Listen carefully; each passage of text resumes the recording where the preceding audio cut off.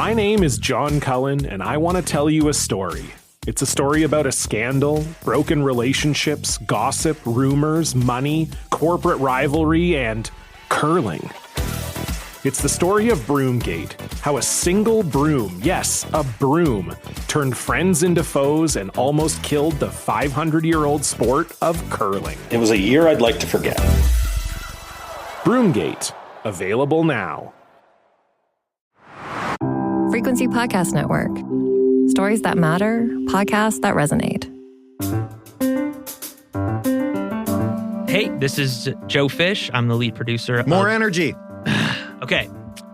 Hey, this is Joe Fish, the lead producer of The Big Story. We're here once again with a listener feedback episode. It's been a while. It's been a while, and it was feeling like the can was just overflowing with good, thoughtful, positive, and negative feedback, and it just felt like this holiday Monday would be an appropriate time to drop another episode. And meandering feedback.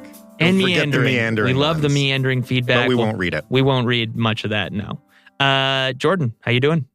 I'm doing great. It's been a nice few months for The Big Story, a nice couple months. I can't remember the last time we did one of these, but we did a bunch of stuff. We got a bunch of feedback, and we figured we should address some of it, talk to you, and mostly a couple people sent us things, which was really nice, and I wanted to thank them.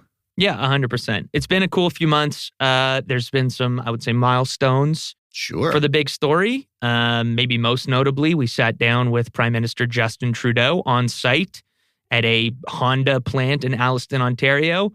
My first time meeting a Prime Minister, my first time being inside of a Honda plant? Inside of a car factory. Which it was honestly super cool in there. Super cool, I will say. Very cool. Jordan, what was that like? I just want to pick your brain. Your first time meeting a head of state? Yeah. What was it like sitting down with, the big cheese? He's affable, yet tricksy. I will say it that way. What do you mean by tricksy? Well, he's a politician, and he wants to talk about what he wants to talk about. And that day, he very much wanted to talk about the amazing electric vehicle announcement that Honda had just made and how great it was, how great we're doing on climate. And as he would love me to repeat for you, climate policy is economic policy. And that was his big thing. So we talked about all of that. It was a great conversation. He's a very nice man. But he wants to say what he wants to say, and he's going to get his message out. And so you got to kind of wrestle with that a little bit. Right. Yeah. So that actually brings us pretty neatly to our first piece of feedback. This comes to us from Carl. I'm glad you asked this question, Carl, because I'm glad somebody asked it. I'm also glad like 40 people didn't ask it, because that would have been awful. Yeah. Carl was picking up on a specific part of the conversation we had with Prime Minister Trudeau. I'm not going to read your whole comment, Carl, but just get to the meat of it. Jordan, I enjoy your work very much. Thanks for doing a good job on the interview with the PM. You backed off on your initial comment that Canada was not meeting its climate targets after the PM objected, and you almost apologized to him. He was very smug and self-satisfied. I can't imagine you just made that up, so I am wondering why you didn't push further. I assume you had some backup? I like how you phrase that, like, I assume you had backup. That you weren't just flying by the seat of your I didn't pants. just make it up, for the record. Yeah. But no, two things went on there. The first one is I slipped up, and then the second one is at some point you have to make a judgment call as to whether it's worth it to continue pursuing the line of questioning. So the question is, has Canada missed our targets, which is what I said. Technically, no, because the actual punitive targets for the Paris Agreement don't come in until later. What I was referring to, and I'm pretty sure Prime Minister Trudeau knew exactly what I was referring to, but chose not to present it that way, which is totally his right, is that we are not tracking to hit that target. We are tracking behind, and we've consistently been tracking behind where we need to be to make that target. Now, the Prime Minister's point, which we kind of chatted about afterwards, and I think he kind of got across to me, was like, that's not actually missing a target. We're still doing things every day. We still plan to hit that target with announcements like this one, et cetera, et cetera. And we kind of came to the agreement that it's like, being down 2-1 in the third period of a hockey game. You got to push, push, push, and you can come back, but yeah, you're trailing right now. However, in the middle of that conversation, picking at that is going to derail the entire interview, and you're going to get caught in semantics, kind of going back and forth and what's a target and what's not. and you only have 25 minutes with the guy. And I had a list of questions as long as my arm that I wanted to get to. And at a certain point, you got to make a call and cut betas. Do I press him on this just to keep going back and forth and maybe the interview turns a little more adversarial and technical, or do we need to keep it moving? And I think the Prime Minister appreciated that. And I also think he understood exactly what I was saying, because you can hear in his next answer when I say, well, why do I think that then? Why do Canadians feel like we're so far behind? And he gets it. He knows we're far behind. His point is just like, well, we haven't actually missed anything yet. And so Prime Minister Trudeau was technically correct, which is, as we all know, the very best kind of correct. Right. Was that little exchange keeping you up at night after the fact? You know this because it's all I talked about in the car on the way after we left the plant. And for everybody to know, I then got in the car and went to the airport and went off for a mini vacation, which had actually been planned long before we got the opportunity to interview the Prime Minister. So I really just turned everything off, turned my phone off for a while. But yeah, that was the one I was thinking of. And look, the Prime Minister is obviously a special case, but that's the kind of stuff I think about after every interview when I say something. I'm like, damn, I wish I wouldn't have said it like that. It still bugs me, even if it's, just a random academic or something when I sound dumb. It's the reason that I don't listen to my own podcast as much as I should, because I can't stand hearing when I should have said something smarter or cleverer or more on topic. Right. That's kind of the curse of being a podcast host, is I guess we all slip up and make mistakes sometimes, but there's an indelible record of every single time you do it, whereas there isn't for the rest of us. So you're cross to bear, I suppose. When you're interviewing a politician, you also really can't edit the audio to make up for a misstep, you know? If you say something wrong, you say something wrong. If I'm having a friendly conversation with a journalist I've known for a number of years, and I use the wrong word or whatever, we can fix it in post, but you ain't doing that with the Prime Minister. Yeah, very good point. Okay, I want to move on from the PM interview. Let's talk about the mail. We recently did an episode about Canada Post and the potential for them to discontinue daily mail service in Canada as a sort of cost-saving measure. They've been losing money forever. We had Cormac McSweeney on the show to discuss it. It was a great episode. And then at the end of that episode, Jordan, you put out a call for snail mail. I did it on a lark. I gave out our address because I was giving out the email and the phone number, and it was just an episode about mail, so it seemed the right thing to do. Right. So we put out this call for written correspondence, and we didn't expect really to get anything in return. But lo and behold, Jordan. 1 week later, I have actual letters, well, a letter and a card. So 2 within a week. That's pretty good. Pretty good. Considering I expected nothing. I won't read you all of them, but they're so nice. And they mean, not that I don't like your emails or anything, or your voicemails, but they mean more because somebody took the time to write it down with their own hand, put it in a nice card, seal it in a nice envelope, listen to the address, write it on, put a stamp that costs more than it ever did before on the envelope, and send it to us. So this is the first one. Dear Jordan and the Big Story team, thank you for inviting snail mail feedback on your May 8th episode and for covering the topic of Canada Post's future. I joyfully maintain admittedly erratic written correspondence with some of my close friends and family. I was raised to send handwritten thank you notes and plan to raise my son to do so as well. I really value letter mail, and I hope Canada Post finds a workable solution to their troubles. Thank you for your excellent podcast. I've been enjoying it for years. Sincerely, Amy. Nice. That's so nice. Lovely. And Amy also, touched upon what's special about snail mail, which is that somebody has to make effort to do it. It costs me nothing to send Joe a Slack message or anything, but somebody has to put some work in here. True. One more. All right. Let's hear it. Very quickly, and this one has a little more substantive feedback, though it is also very complimentary, so thank you to Karen who sent this one. Dear Jordan Heath Rawlings, I'm taking you up on the challenge to send you a letter by snail mail written in my own hand. Your recent episode about coming changes to Canada Post services was informative as usual, but I feel you could have framed the story a bit more accurately. Karen goes on here.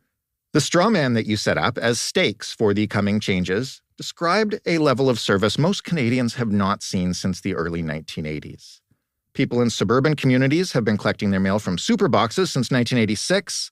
Rural customers have had partial service even longer than that.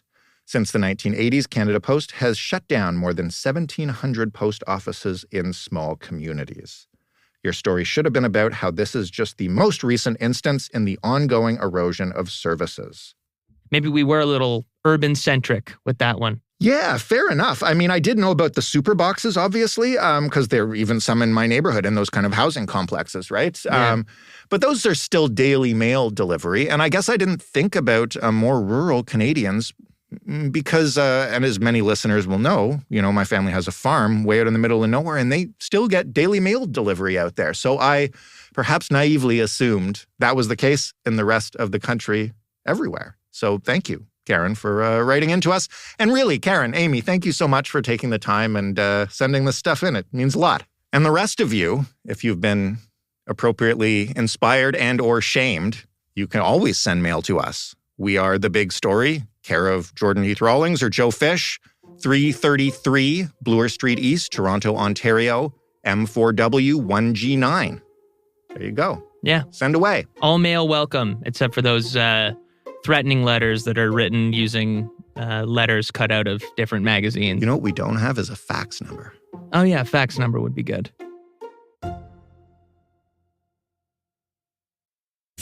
My name is John Cullen, and I want to tell you a story. It's a story about a scandal, broken relationships, gossip, rumors, money, corporate rivalry, and curling. It's the story of Broomgate, how a single broom, yes, a broom, turned friends into foes and almost killed the 500-year-old sport of curling. It was a year I'd like to forget. Broomgate, available now. Let's move on here. We recently concluded a 3-episode series called Paydirt, which was the inside story of the Ontario Greenbelt scandal. It was hosted by Emma McIntosh, an extremely talented reporter at the Narwhal, who personally broke a lot of the stories that we covered within the podcast. This comes to us from a listener named Hetty.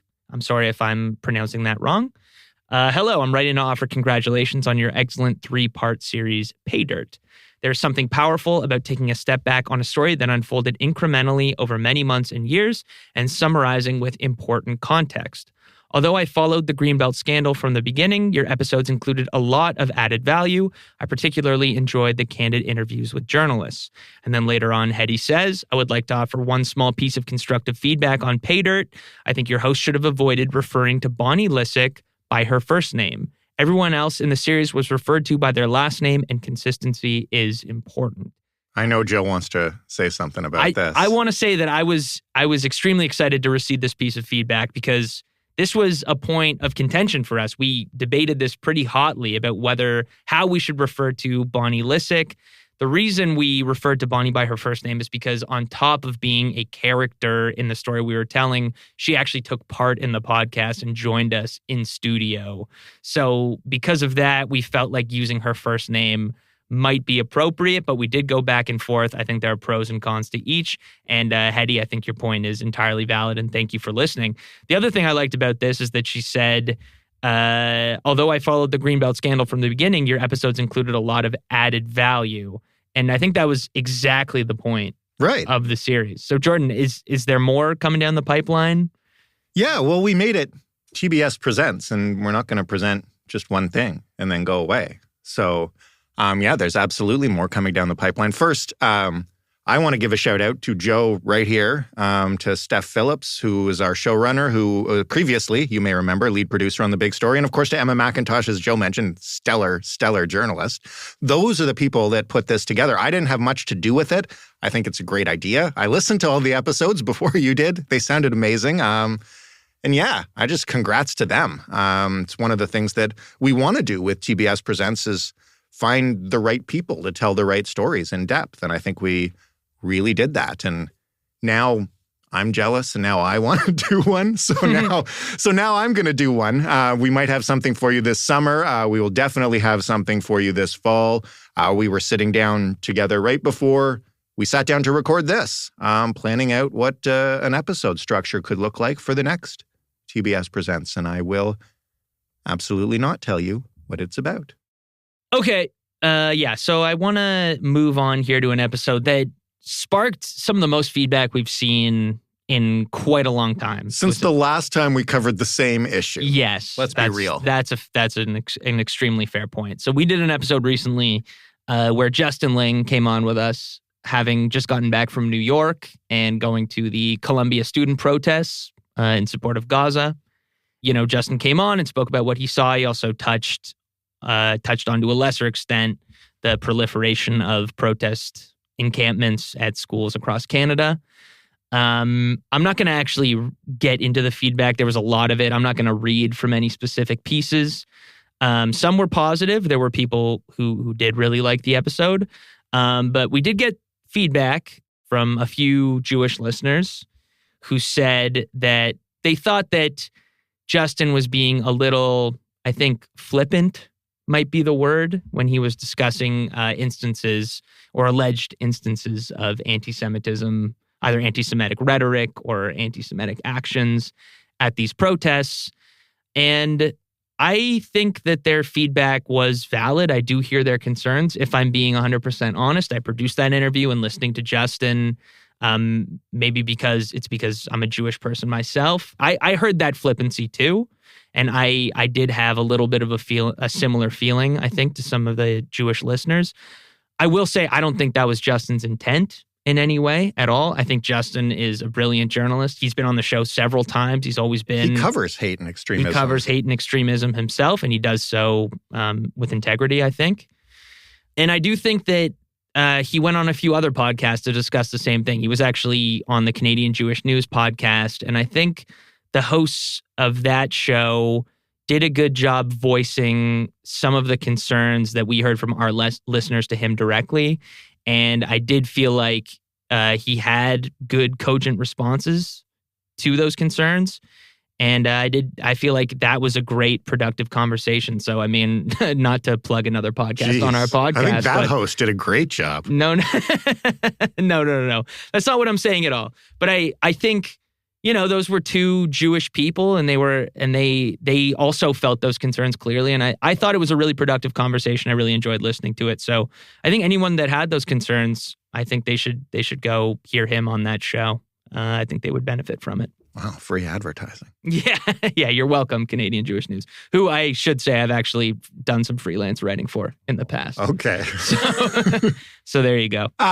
Listen, I am obviously not Jewish and not equipped to parse where that line is, and I imagine that it is different for everyone, for every Jewish person. I would only say to, you know, the folks questioning our approach to that episode was that episode was not intended to be a question of whether some of the things that went down on campus were anti-Semitic. I think everybody has seen numerous examples of things going down on campus protests and at other protests that would qualify as anti-Semitic. What we were trying to get at was the coverage of these protests and the space in which student protest exists today compared to years past, right? And I think Justin did an excellent job of getting at that. And we had Justin on because, as Joe mentioned, he's an incredible journalist. He also went down to Columbia firsthand and spoke to people, which is another thing that we look for, obviously, when we book guests. And he's been on the show before, and we trust him. And I'm glad that Joe heard him elaborate on the other topic on a different show and felt good about that. But I'll just say, you know, I think what we try to do is present reports from people who are in the middle of a story and ask them questions and listen to their responses. So I won't litigate it one way or the other, but I will say to everyone who wrote in on that episode, we read every piece of feedback. We do episodes like this because of it.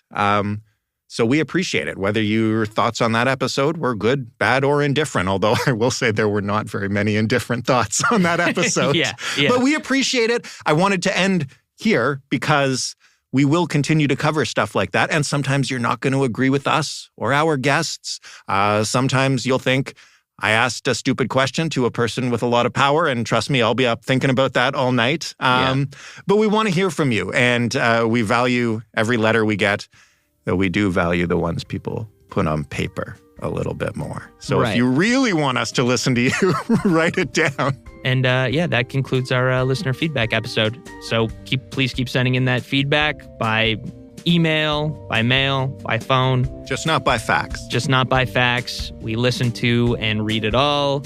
Again, my name's Joe Fish. I'm the lead producer of The Big Story, and we're going to be back with a brand new episode. We'll talk tomorrow. We'll talk tomorrow. Thanks again.